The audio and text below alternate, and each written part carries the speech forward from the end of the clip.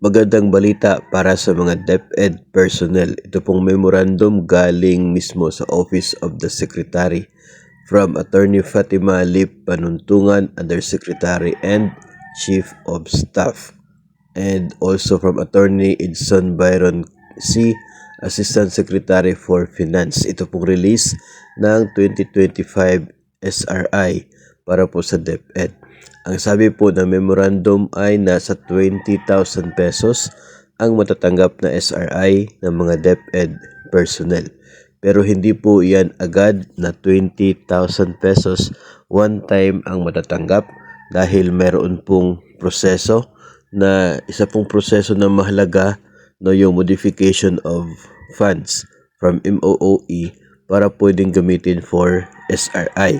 So magsisimula po sa 14,500 ang ibibigay ng DepEd Central Office. Ito po ay ida-download to the regional offices through the issuance of sub-aro.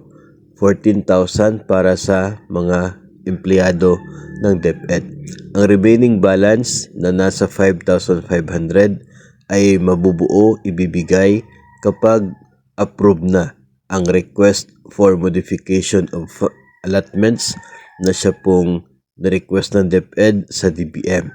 Kapag aprobado na po yun, saka po ibibigay ang dagdag na 5,500 para makumpleto ang 20,000 na SRI for DepEd personnel. Ang mga DepEd operating units na mayroong available allocation ay pwede nang magbayad ng up to 14,500 sa kanila pong SRI. So, yun po ay kung mayroon pa silang available na pondo sa ngayon. So, ang bawat SDOs ngayon ay naghihintay dito po sa sub-allotment release order or sub-aro galing po sa DepEd Central Office papunta sa different regional offices and to the different division offices. Kapag natanggap na po yun, dahil kinakailangan pong hintayin yun dahil sa laki po ng halaga na kinakailangan. 14,500 para sa bawat empleyado, bawat eligible personnel. Yun po ay mahalaga, yun po ay napakalaking halaga, no, kung atin pong titingnan. So, hintayin po natin yung sub-aro na yon para ma-release na rin ng mga SDOs sa atin ang atin pong SRI. Dagdag po ng memorandum na kinakailangang maibigay, no, any amount, no, na kulang para yung 5,500 ay dapat ibigay within the validity period of the PS appropriations, which is until December 31.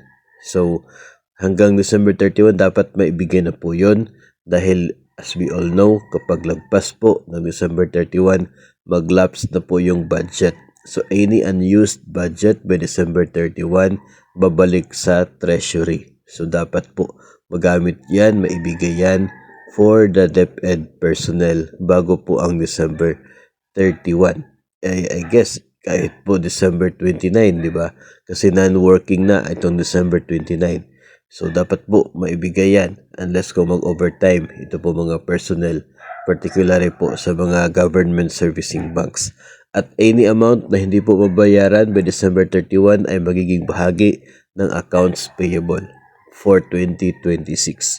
So, usually yung accounts payable, usually po binibigay yan na sa mga second quarter na, no, yung simula.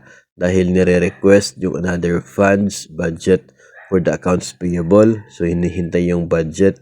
Kaya madalas na sa second quarter, usually April, binibigay kapag hindi po mabayaran sa December 31 at ma-include doon sa accounts payable.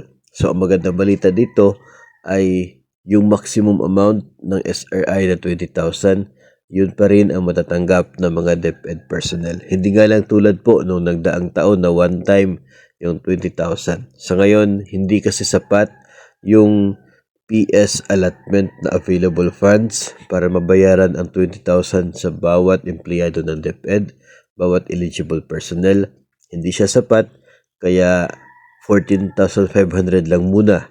Tapos, yung pondo na naiwan sa MOOE, i-request to be modified to the PS allotment nang sa ganon pwede siyang gamitin for the purpose of SRI. Kasi yung originally, MOOE funds siya, hindi siya pwede for the benefits.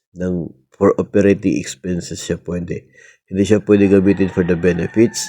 So, ang gagawin, request na i-modify yung allocation na yun, allotment na yun, para pwedeng ibigay for the benefits. At yun po yung hinihintay o hihintayin po natin na amounting to 5,500 para po maging kumpleto, buo ang 20,000 SRI.